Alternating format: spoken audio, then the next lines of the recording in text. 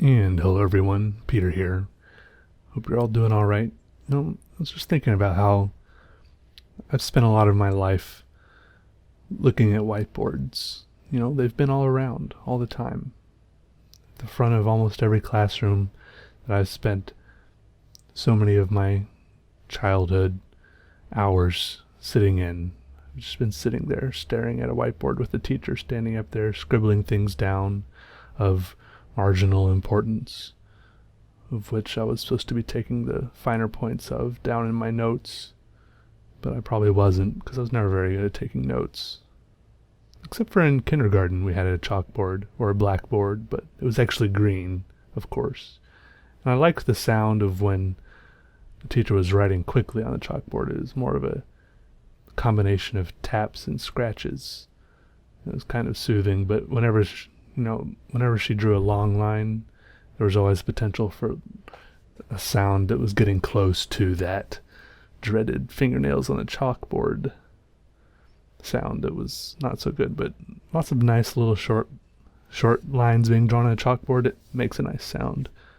On whiteboards, however, there's not much sound, but I guess the downside of a whiteboard is that the markers can go dry, and I remember so many hours of teachers fumbling around with all the markers they have on the little rail on the bottom of the whiteboard, uncapping them one after the other, trying to write with them, trying to find the one that still works good enough for them to be able to write with and the class to be able to see, and finally settling on one out of desperation, and then it's still not being that good and just ending up writing a bunch of stuff, and it's like still just not very, you can't really say anything because it's not a very good marker, because those markers go bad easily, especially when you write heavy-handedly with them.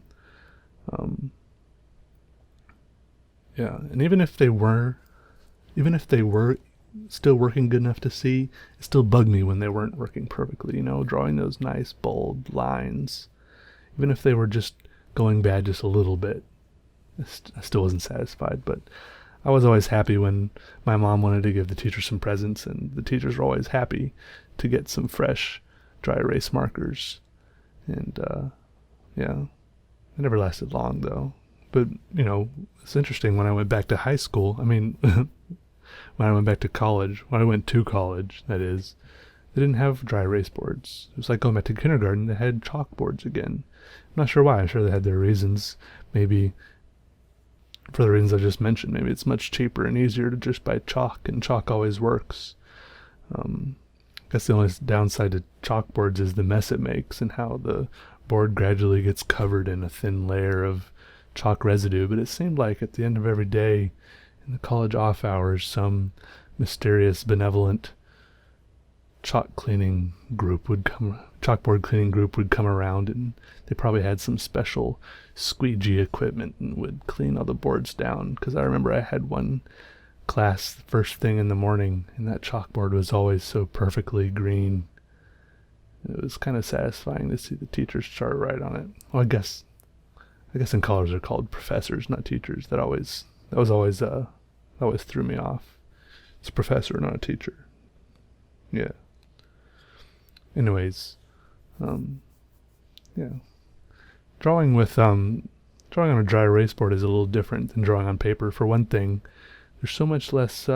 It's like a slippery surface. It's a marker on a slippery surface, and there's no resistance. So I almost feel like my hand gets tired quicker because it takes more work.